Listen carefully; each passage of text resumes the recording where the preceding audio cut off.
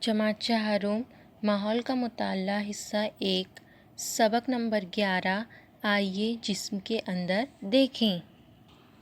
क्या आपको मालूम है कि सांस लेने पर सीना क्यों फूलता है? तो इसका जवाब होगा, जब हम सांस लेते हैं तो हवा फेफड़ों में जाती है और फेफड़े हवा से भर जाते हैं यानी फूल जाते हैं, इसलिए हमारा सीना फूलता है। और जैसे ही हम सांस छोड़ते हैं तो फिर से फेफड़े सिकुड़ जाते हैं। इस तरीके से सांस लेने का अमल होता है। डॉक्टर आपकी जांच करते वक्त कलाई में उंगली रख कर नब्ज़ महसूस करते हैं। इस वक्त आपको भी नब्ज़ की हरकत महसूस होती है।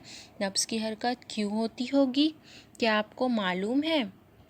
हमारे जिस्म में जो खून होता है वो नब्ज़ की मदद से एक जगह से दूसरी जगह जाता है। इस तरीके से सारे जिस्म में खून आता जाता रहता है। तो जैसे ही हम अपने हाथ पर हाथ रखते हैं तो हमें नब्ज़ महसूस होती है।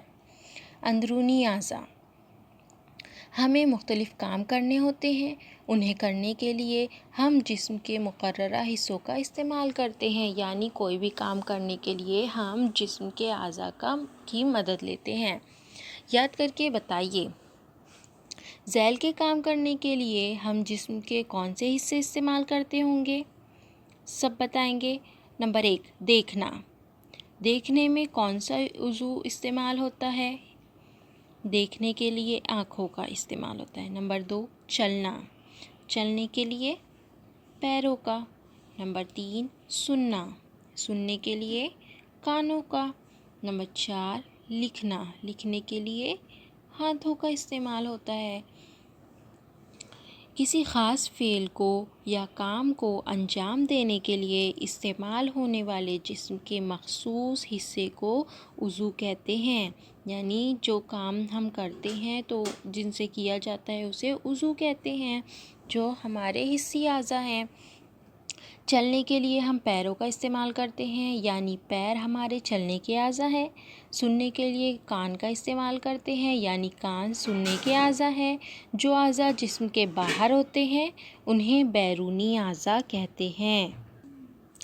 कान, नाक, हाथ, पैर जिस्म के बाहरी हिस्से में हैं, इसलिए ये बैरूनी आज़ा कहलाते हैं।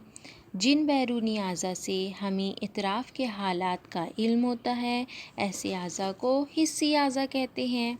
आँख, कान, नाक, ज़बान और जिल्द हमारे हिस्सी आज़ा हैं। अंदरूनी आज़ा यानी क्या? जिस्म के अंदर पाए जाने वाले आज़ा अंदरूनी आज़ा कहलाते हैं। जिस्म के अनगिनत अफ़ाल यानी काम जिस्म के अंदर भी जारी रहते हैं। खून की नालियों का जाल तमाम जिस्म में फैला हुआ है। इसमें से खून मुसलसल दौरा करता रहता है। सांस के ज़रिए हम हवा जिस्म के अंदर लेते हैं, जो खून के ज़रिए पूरे जिस्म में पहुंचाई जाती है। ग़िज़ा खाने पर वो हज़म हो जाती है। ये काम अलग अलग आज़ा करते हैं। इन्हें अंदरूनी आज़ा कहते हैं। इस सबक में हम चंद अंदरूनी आज़ा के बारे में मालूमात हासिल करेंगे। अंदरूनी आज़ा के लिए ख़ास जगह। आइए ये करके देखते हैं। एक डब्बे में बहुत से बिस्किट लीजिए, उस डब्बे को उलट पुलट करके देखिए। दूसरा, एक बिस्किट का पैकेट लीजिए, उसे ज़ोर ज़ोर से हिलाइए और उलट पुलट करके रख दीजिए। बताइए कि बिस्किट का हाल क्या हुआ होगा। डब्बे में रखे गए बिस्किट पूरी तरीके से टूट चुके होंगे, लेकिन बिस्किट के पैकेट में रखे हुए बिस्किट वैसे के वैसे होंगे। ऐसा क्यों? क्योंकि बिस्किट के पैकेट में बिस्किट नहायती तरतीबवार रखे गए हैं, लेकिन डब्बे के बिस्किट जो हैं वो उलट पुलट करने पर टूट जाएंगे, क्योंकि वो जमे हुए नहीं हैं। इसी तरीके से हम अंदरूनी आज़ा के हर अंदरूनी आज़ा के लिए ख़ास जगह होती है। جسم کے اندر کے اہم کام کرنے والے اعضاء کا محفوظ رہنا بہت ضروری ہے۔ ہمارے جسم کی بناوٹ ایسی ہے کہ ہم کتنی ہی ہلچل کریں تب بھی اندرونی اعضاء اپنی جگہ قائم رہتے ہیں۔ اس لیے سر اور دھڑ کے اندر خلا پایا جاتا ہے۔ جو خلا سر کے اندر ہوتا ہے اس کو سر کا خانہ کہتے ہیں۔ دھڑ کے اندر جو خلا ہوتا ہے اس کے 3 حصے ہوتے ہیں۔ سینے کے حصے میں جو خلا ہوتا ہے اسے سینے کا خانہ کہتے ہیں۔ پیٹ کے حصے میں جو خلا ہوتا ہے اس کے 2 حصے ہوتے ہیں، اوپری پیٹ کا خانہ اور نچلے پیٹ کا خانہ۔ ان خانوں میں ہی جسم کے تمام اندرونی اعضاء ہوتے ہیں۔ ان کی بناوٹ اس قسم کی ہوتی ہے کہ وہ اپنی جگہ سے ادھر ادھر ہٹ نہیں سکتے۔ غذا کی نالی ایک نل ہے، اس کی تھوڑی دوری پر ایک بڑا برتن رکھا ہوا ہے۔ اب اس میں ہم پائپ کے ذریعے پانی بھر سکتے ہیں۔ اسی طریقے سے ہمارے جسم میں کئی نالیاں ہوتی ہیں جس کے ذریعے کئی کام انجام پاتے ہیں۔ بازو کی تصویر میں جسم کے اندرونی اعضاء منہ اور معدہ دکھائے گئے ہیں۔ یہ اعضاء غذا کے ہاضمے کا عمل انجام دیتے ہیں۔ ان اعضاء میں سے معدہ نچلے پیٹ کے خانے میں ہوتا ہے۔ منہ کا نوالا معدے تک پہنچانے کے لیے سینے کے نچلے خانے میں ایک نلی ہوتی ہے جسے غذا کی نالی کہتے ہیں۔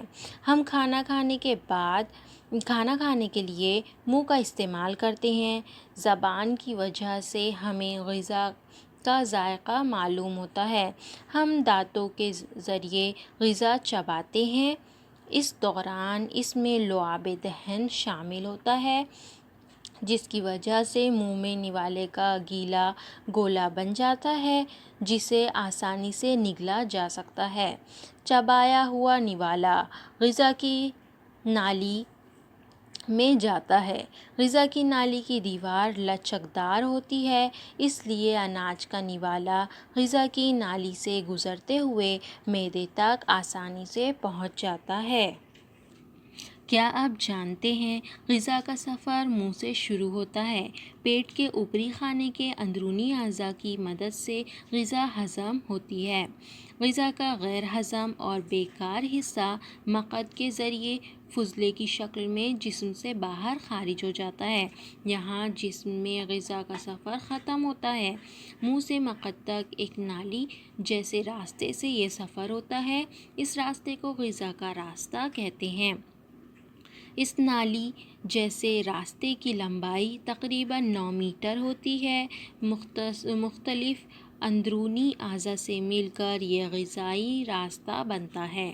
غذا کی نالی اس غذائی راستے کا ایک حصہ ہے۔